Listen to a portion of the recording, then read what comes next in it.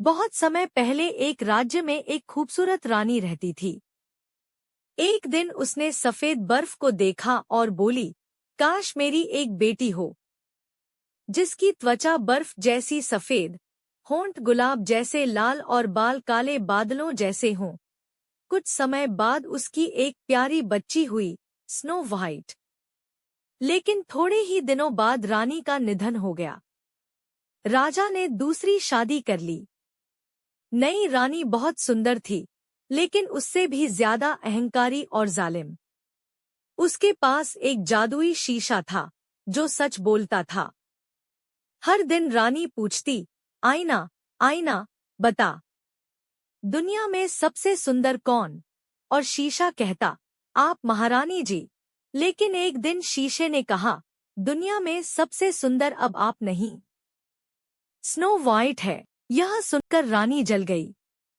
उसने snow white को राज्य से हटाने का आदेश दिया।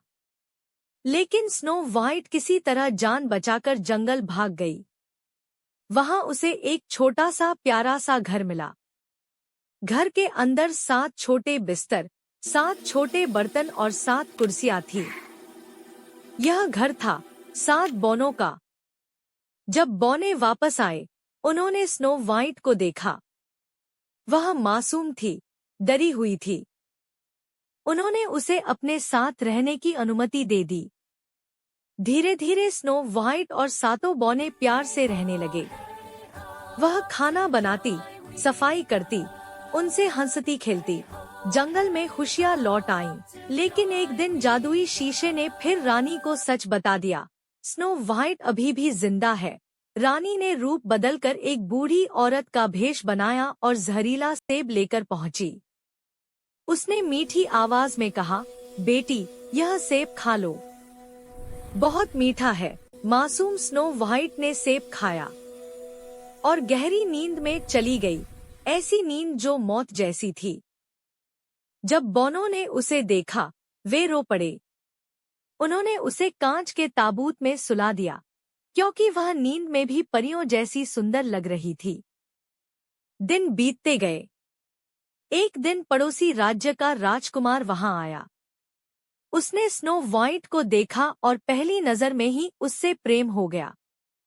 उसने उसके हाथ को धीरे से पकड़ा और प्रेम से चूमा। जादू टूट गया। स्नो व्हाइट जाग उठी।